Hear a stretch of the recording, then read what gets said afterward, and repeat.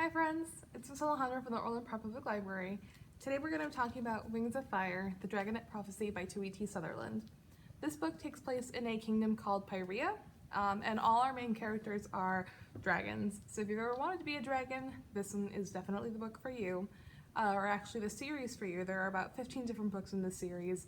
The majority are out and there are some still being released. So that's actually really exciting for anybody that loves long series and loves to find a world to live in and just stay there for a really long time.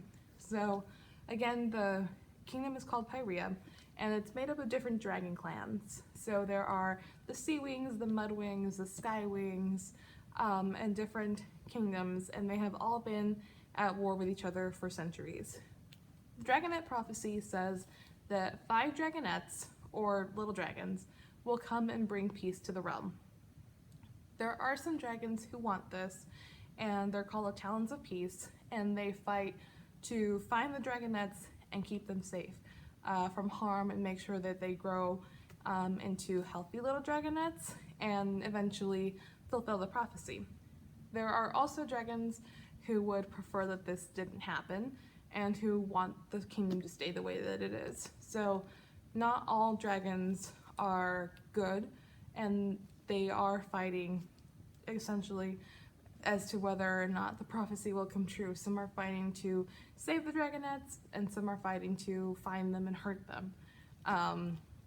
So we follow our 5 dragonettes again, who have all been stolen from their homes, and they again are being raised by the Talons of Peace. They are being raised by them, they're kept safe, they are fed, they're taught certain things about dragon history and about where they come from. They don't entirely understand why they're all together because, again, they all come from different kingdoms, and normally they would each stay in their own clans and live separately. Here we have all these 5 clans being brought together in one group. Eventually, they start to realize that the Talons of Peace aren't entirely kind to them, and they actually start to hurt some of them, so they decide to run away, and they decide to all run away together.